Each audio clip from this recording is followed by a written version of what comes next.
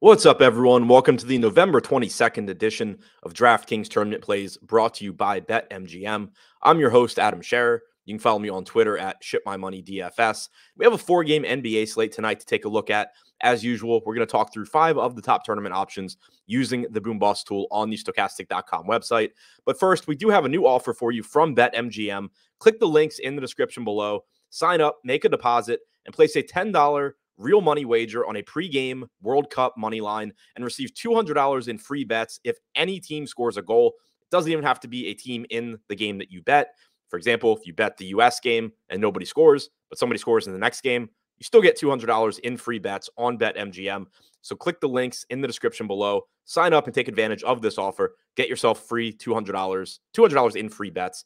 Now, looking at the top 5 tournament options as things currently stand, starting at number 5, Cameron Payne, 26% projected ownership, 25% chance of being in the optimal lineup. Payne is $7,100 with point guard eligibility. He has started 6 games without Chris Paul this year. He's averaged 1.14 DraftKings points per minute and 33.2 minutes per game. Number 4, Michael Porter Jr., 26% projected ownership, 29% chance of being in the optimal lineup. Porter is just $5,800 with small forward eligibility. He's averaged about 1 fantasy point per minute this season. Now, he has struggled a bit going back to the start of last year. When you take Nikola Jokic and Jamal Murray off the floor, he's only averaged 0.86 DraftKings points per minute, but it is a relatively small sample size. It's very unlikely that he continues to produce fewer fantasy points than he does overall. We should expect his rates to increase over a larger sample. And Bones Highland is also questionable now. He's a very high usage piece for the Nuggets when Jokic and Murray are out. So there could be even more work available for Michael Porter Jr. Number 3, Tobias Harris, 26% projected ownership, 30% chance of being in the optimal lineup. Harris has small forward and power forward eligibility at $7,800. Since the start of last season, Harris has played 726 minutes without Joel Embiid or James Harden on the floor. In those minutes, he's averaged 1.16 DraftKings points per minute. Tyrese Maxey is also out tonight, so there should be even more production available for Harris. Number 2, DeAnthony Melton, $7,500 with point guard and shooting guard eligibility. Melton is he's $7,500. He is projected for 30% ownership with a 31% chance of being in the optimal lineup.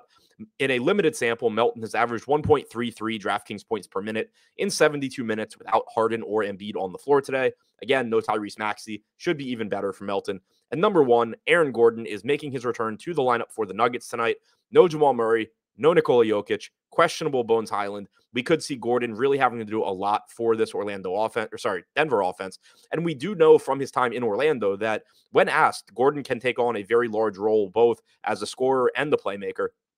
He's typically, when the team is full strength, he doesn't need to take on that role. He's out there to play solid defense and just contribute what he can offensively, but he is capable of taking on a much bigger role. We did see that frequently back in his time with the Magic when you would get games without Nikola Vucevic or Evan Fournier. The offense would really run through Gordon, and he is capable of handling it. He's projected for 27% ownership with a 32% chance of being in the optimal lineup. So to recap, the top 5 tournament options as things currently stand: number 5, Cameron Payne. Number 4, Michael Porter Jr. Number 3, Tobias Harris. Number 2, DeAnthony Melton. And number 1, Aaron Gordon.